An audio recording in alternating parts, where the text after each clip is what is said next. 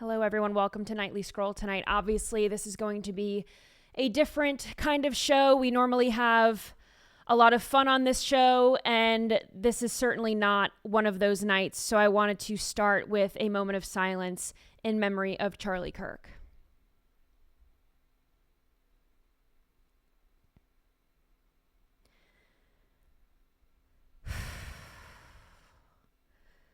This is obviously some of the worst news that I've ever had to report on.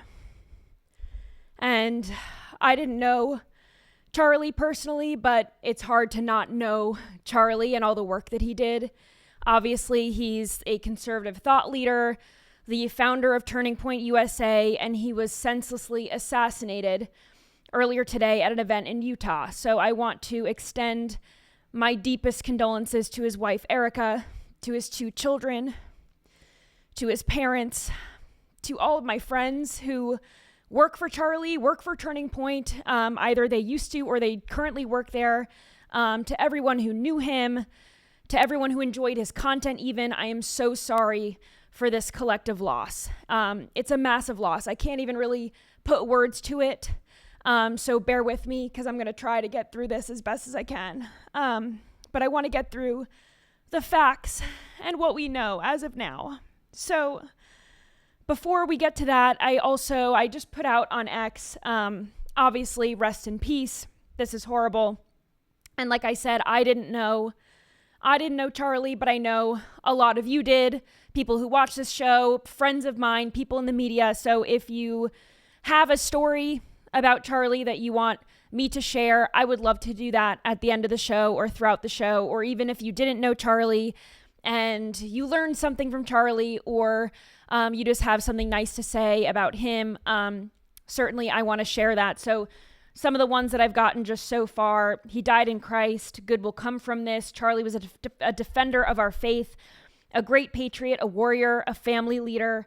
My family met him at UT. It was my dad's birthday. He took the time to say happy birthday and give my dad a pair of American flag socks. Little things in the midst of the bigger picture. We will miss you. Someone else said his voice helped guide me to the light and what I feel is morally and ethically correct on the side of history. I shed tears for what I witnessed on this platform. May God provide peace and comfort to his family. So certainly if you have any more stories like that, him giving someone's dad a happy birthday pair of socks or anything like that, I would love to share some of those stories just to remember him and who he was as a person, because he was an amazing person and a man of God. He was... Go ahead, yeah. This is producer Guy. I met Charlie at the RNC last year, and I didn't start a conversation with him or anything, but just I know some of his staff, and he was so polite and so nice and so lovely to everyone, and everyone adored him. It's just one of these people you can tell is just genuinely a great human being, and it was an honor to meet him.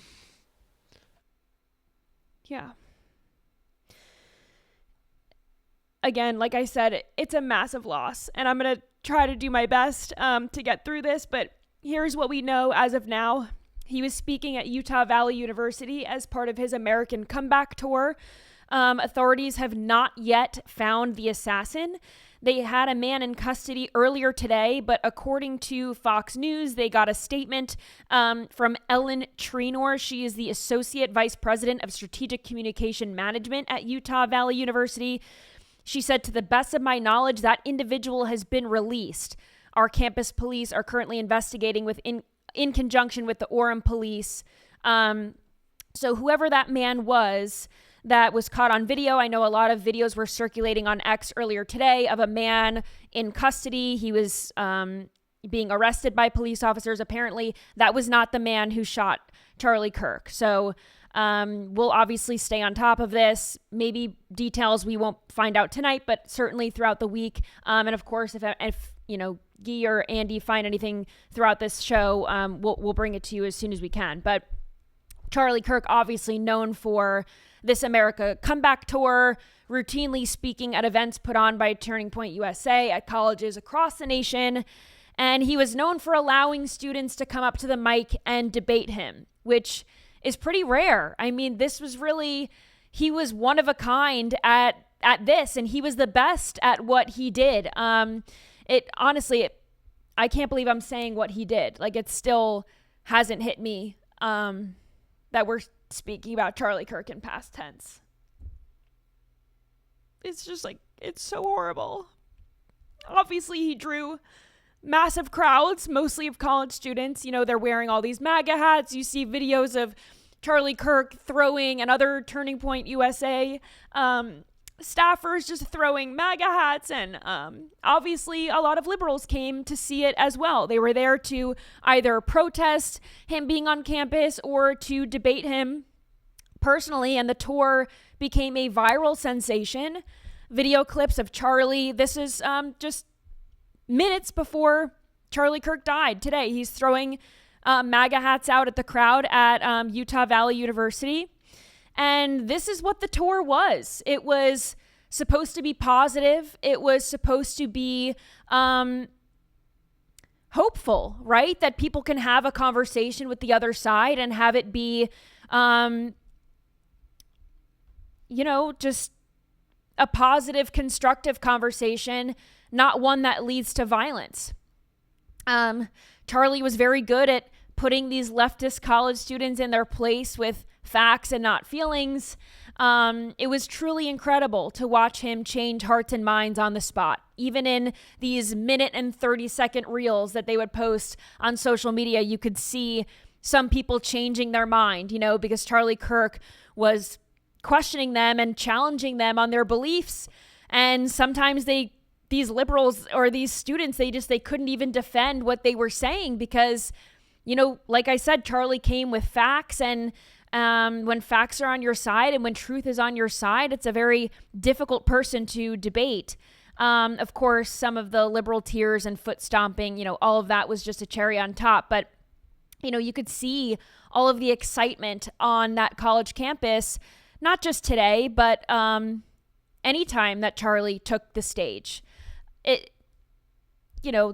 tour is partly responsible for President Trump's reelection and the massive shift from left to right among Gen Z voters. Truly, Charlie Kirk and Scott Presler carried the 2024 election on their backs.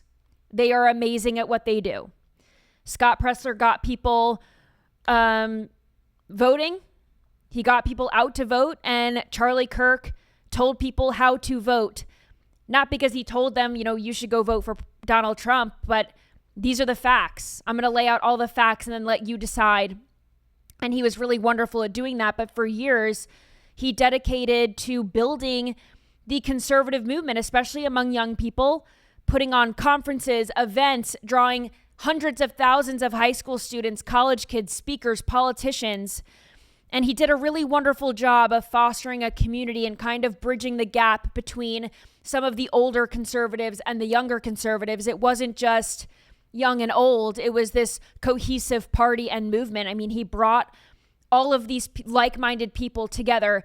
And I want to play this video from Charlie Kirk's show on election night, just after he found out that President Trump had won. So if we could cue that up. Fox News decides Donald Trump is president of the United States. We've got our republic back, folks. Let's go!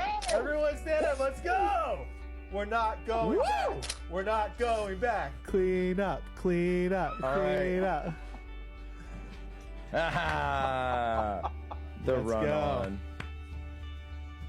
Huge win. Oh my gosh.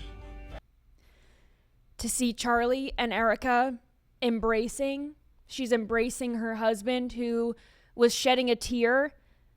That is a man who not just saw all of the hard work he did for years pay off. That is a man who loved his country.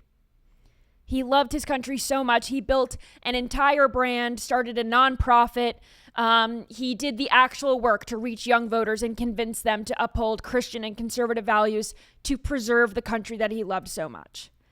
That is sacrifice. That is love of country.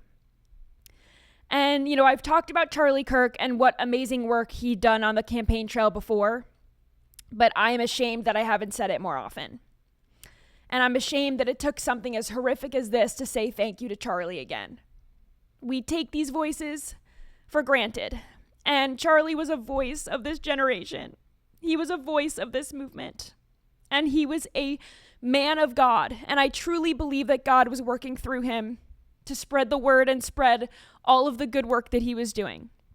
So obviously, lots of words of support and reaction have come out since this news. So if we could pull up President Trump's Truth Social post, this is what he said. President Trump, I mean, I kept seeing some reports online and I thought to myself, this can't be true, this can't be true, this can't be true.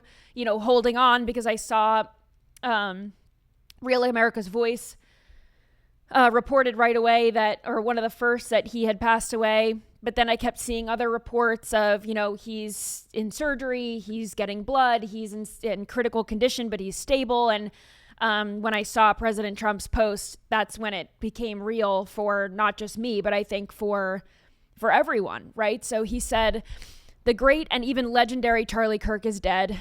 No one understood or had the heart of the youth in the United States of America better than Charlie. He was loved and admired by all, especially me, and now he is no longer with us. Melania, and my sympathies go out to his beautiful wife, Erica, and family. Charlie, we love you.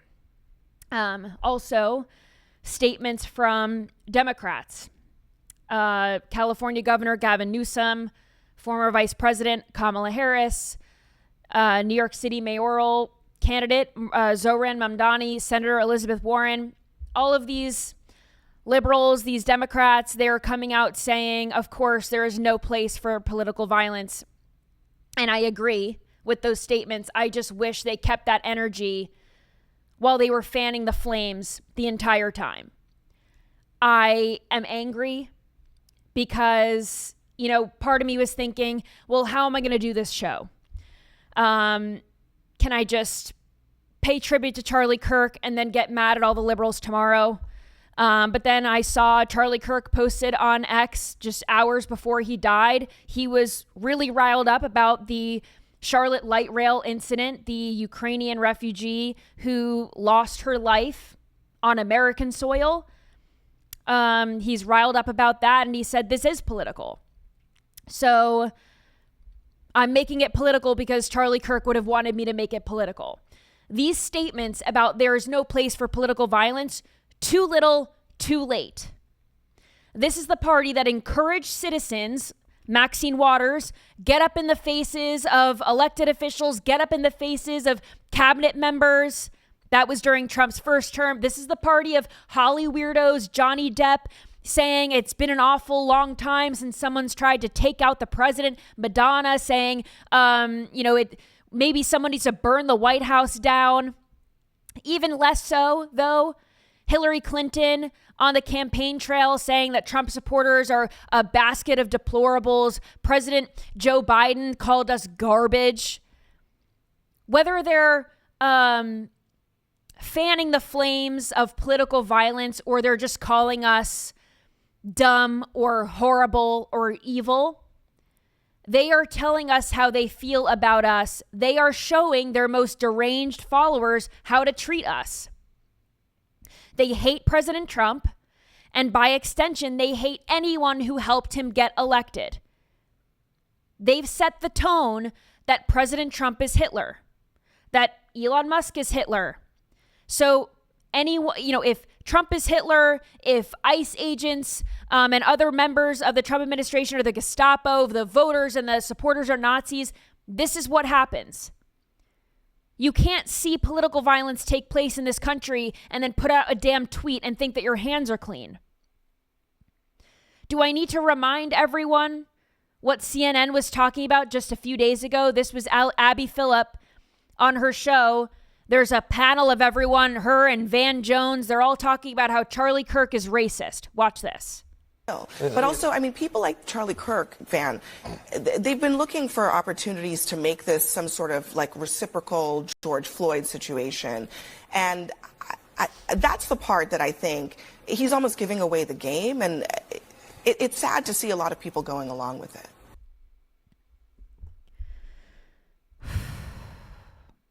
I was mad on Monday or Tuesday, whatever day we played this on the show. That video made me mad. Well, it makes me even more mad now, knowing that Abby Phillip thought that it was justified to call Charlie Kirk a racist, which is just completely baseless. They just call people on the left just call people on the right racist willy-nilly. It doesn't matter. There doesn't need to be proof. They just say that we're all racist and homophobic and xenophobic. They don't try to understand where we're coming from like Charlie Kirk does. Charlie Kirk tries to understand and have constructive conversations with people on the left. The left doesn't do that. So Abby Phillip and Van Jones, they're on a panel saying, yeah, this guy's a racist and he's going to try to jump on this and it's going to be an opportune moment. Well, remember that sentiment because that was when Charlie Kirk was alive. Now, Katie Tur on MSNBC also insinuated that now that Charlie Kirk is no longer with us, President Trump is going to use this for something. Watch this. Because as we were just talking about a moment ago with Alan, after one of the DOJ employees was allegedly attacked in Washington, D.C., that's what Donald Trump used as justification to send in federal troops into Washington, D.C. to get things under control. The carjacking situation, he used that. And I know it's hard to predict the future, Mark, but you can imagine the administration using this as a justification for something. I must admit, I'm at a loss to guess as to what happens next. But Kirk, we are not going to use this for something. There is nothing to be used. Charlie Kirk is dead. We're not using this to push a narrative. We are grieving. We are grieving, and people on the left should also realize that they have a part in this. They are assuming that we are going to use this for something. That's disgusting. It's reprehensible. I've never seen coverage of someone dying or someone being shot.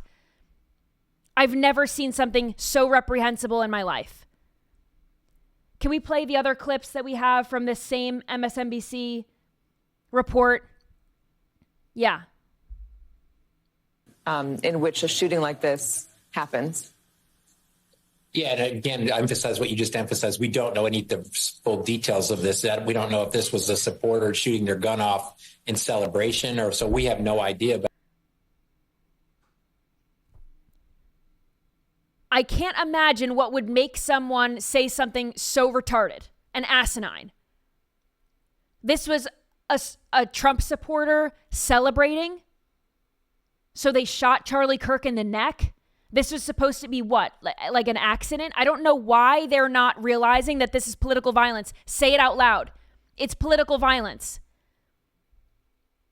Then we have this other video, Matthew David saying that he had it coming because, Charlie Kirk says some wild things. So, he had it coming. Watch this. And I think that's the environment we're in, that people just, you can't stop with these sort of awful thoughts you have and then saying these awful words and not expect awful actions to take place. Matt. And that's the unfortunate environment we're in. Blaming Charlie Kirk? Charlie Kirk doesn't say anything inflammatory. Charlie Kirk uses facts. He is very calm when he speaks to these people on college campuses. I mean, to insinuate that if you just say something that will maybe get people riled up, you deserve what's coming to you? Is that what he's insinuating? That Charlie Kirk deserved to die or we should have just expected this? We cannot operate under that notion. Just because political violence is on the rise in this country, we do not have to accept that. We don't just have to say, oh, well, this is how it is now. So if you say things that liberals don't like, just be prepared to die. Because President Trump, 3 assassination attempts now on President Trump's life? We saw him get shot in the ear on live television on July 13th in 2024. Another crazed man decided to try to kill him on his golf course in Florida last summer. We do not have to accept this. This is wrong. It's wrong. And of course, people in the media they're chomping at the bit to get Republicans to go back on their feelings on the First Amendment, on the Second Amendment. So Congressman Randy Fine posted this on X. If we could pull this post up, just absolutely horrible. He was saying that he got a text message from a reporter in Florida saying, is this something that, good afternoon. So this is a text from A.G. Jankarski. Never heard of the guy, but this is a reporter reaching out to Congressman Randy Fine. Good afternoon. Was wondering if Charlie Kirk getting shot affects your position on campus carry. If gun control had been in play, could the tragedy have been avoided? What a disgusting thing to ask. I mean, seriously. So can you pull this back up? Because Congressman Fine responded to him saying, I learned that Charlie Kirk was shot 23 minutes ago. I am repulsed that you would even think to ask a political question when all anyone should be doing is praying for his survival. Never contact me again. Amen. What is wrong with these people? They're disgusting. They're evil. Again, this is not, first of all, Charlie Kirk would not want anyone to go back on their viewpoints on the First or Second Amendment or any of the amendments, by the way. He was a constitutional conservative, a Christian man. For anyone to even ask that question, you have no idea who Charlie Kirk was. No idea. And it gets worse because deranged leftists online are celebrating. Watch this. It says Charlie Kirk shot in Utah. Charlie Kirk shot. People celebrating. When you've been manifesting for it to happen, but it ends up happening to Charlie Kirk. Charlie Kirk was just shot in the neck at a Utah event. This girl is celebrating.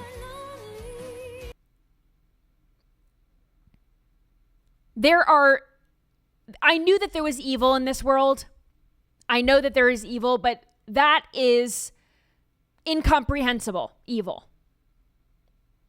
I don't even know how you fix that kind of evil. I hope that these people find God, truly. I hope that they find God. I hope that they can turn their lives around and realize that what they're doing is so disgusting. They are a part of something that is so horrible. And I hope that they turn their backs on it and never look back. I really hope that these people can learn from this and realize that we are one human race and we have to start looking out for each other. We can't keep pointing the finger if someone believes something different than you or what have you. We are all human. We have to start seeing humanity in other people again. We are at a turning point in this nation. Charlie Kirk was right about that. And this is what the left wants. The left might put out posts on X saying, we don't believe in political violence, but they've been fanning those flames. The left wants us to be afraid. We see this not only with Charlie Kirk, not only with President Trump, but we see Riley Gaines on college campuses, these deranged leftists trying to block her and attack her. The same thing has happened to Tomi Lahren and other conservative voices in this movement. They go and speak on college campuses and they're met with this intimidation. Here's a statement from FBI Director Kash Patel. The subject for the horrific shooting today that took the life of Charlie Kirk is now in custody. This is an update as of 6:21 p.m. Eastern Time. He said, thank you to the local and state authorities in Utah for your partnership with the FBI. We will provide updates when able. So thankfully, that's an update from earlier in the show when we didn't think that the correct gunman was in custody. Now they do have the gunman in custody. So we're thankful for that. But the left wants us to be silenced. We cannot let them win. We have to continue this movement and be unafraid in doing so. All Charlie Kirk did was agree to have a civil conversation with people he disagrees with, to have a constructive conversation, to have a debate, to challenge their way of thinking in a professional manner, in a calm manner.